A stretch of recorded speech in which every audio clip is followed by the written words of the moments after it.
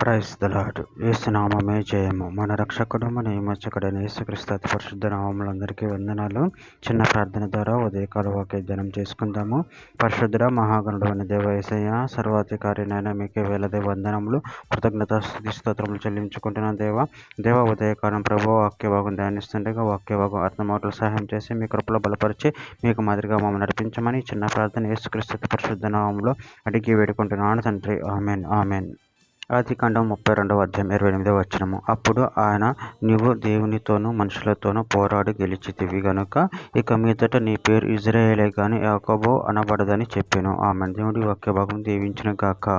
ప్రభునందు ప్రియులారా, ఇక్కడ వాక్య భాగంలో గమనించినట్లయితే, అప్పుడు ఆయన, నువ్వు దేవునితోనూ మనుషులతోనూ పోరాడి గెలిచితివి గనుక ఇక మీదట నీ పేరు ఇజ్రాయేలే గాని యాకోబు అనబడదని చెప్పెను. అదేవిధంగా ఇక్కడ వాక్య భాగంలో గమనించినట్లయితే, ప్రకటన గ్రంథం 2వ అధ్యాయం 17వ వచనం, సంఘములతో ఆత్మ చెప్పుచున్న మాట చెవు గలవాడు వినును గాక. జయించువానికి మెరుగై ఉన్న మన్నాను భుజింపనిత్తును, మరియు అతనికి తెల్ల రాతినిత్తును. ఆ రాతి మీద చెక్కబడిన ఒక క్రొత్త పేరు నుండును. పొందిన వానికే గాని అది మరెవనికి తెలియదు. సామెతల గ్రంథం 16వ అధ్యాయం 7వ వచనం, ఒకని ప్రవర్తన యెహోవాకు ప్రీతికరమగునప్పుడు ఆయన వాని శత్రువులను సహా వానికి మిత్రులుగా చేయును. రాజుల 2వ గ్రంథం 19వ అధ్యాయం 15వ వచనం, యెహోవా సన్నిధిని ఇట్లానే ప్రార్థన చేసెను, యెహోవా కెరూబుల మధ్యను నివసించుచున్న ఇశ్రాయేలు దేవా, భూమి ఆకాశమును కలగజేసిన అద్వితీయ దేవ, నువ్వు లోకమందున సకల రాజ్యములకు దేవుడివై ఉన్నావు.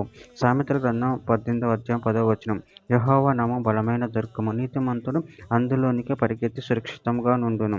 మలాకీ గ్రంథం 1వ అధ్యాయం 2వ వచనం, యెహోవా సెలవిచ్చినదేమనగా, నేను మీ ఎడల ప్రేమ చూపి ఉన్నాను, అయితే మీరు ఏ విషయమందు నువ్వు మా ఎడల ప్రేమ చూపితి వందురు. ఏశావు యాకోబునకు అన్న కాడా, అయితే నేను యాకోబును ప్రేమించితిని. ఇదే యెహోవా వాక్కు. యాకోబు రాసిన పత్రిక 5వ అధ్యాయం 16వ వచనం, మీ పాపములు ఒకరితోనొకడు ఒప్పుకొనుడి, మీరు స్వస్థత పొందినట్లు ఒకరి కొరకు ఒకడు ప్రార్థన చేయుడి. నీతిమంతుని విజ్ఞాపన మనఃపూర్వకమైనదే, బహుబలము గలదై ఉండును. చివరిగా ఒక మాట, ఇర్మీయా గ్రంథం 9వ అధ్యాయం 4వ వచనం, మేలు ప్రతివాడును తన పొరుగు వాని విషయమై జాగ్రత్తగా ఉండవలను. ఏ సహోదరినైనను నమ్మకుడి, నిజముగా ప్రతి సహోదరుడును తంత్రగొట్టి తన సహోదరుని కొంప ముంచును. ప్రతి పొరుగువాడును కొండములు చెప్పుటకే తిరుగులాడుచున్నాడు. ఆమె. దేవుడి వాక్యభాగం దీవించిన కాక చిన్న ప్రార్థన చేసుకుందాము. పరిశుద్ధుడ, ప్రేమ కలిగిన వ్యవసాయం మీరు ఇచ్చిన ఒక దాన్ని బట్టి ప్రభావం మీరు వందనాలు కృతజ్ఞతలు చెల్లించుకుంటారంటే, మీరు మమ్మల్ని ప్రేమించిన ప్రభావం దాన్ని బట్టి ప్రభావం కృతజ్ఞతలు చెల్లించుకుంటే, మీ ప్రేమ కృప మమ్మల్ని నిరంతరం కాచి కాపాడమని చిన్న ప్రార్థన యేసు నామములో అడిగి పెట్టుకుంటున్నాను తండ్రి. ఆమేన్.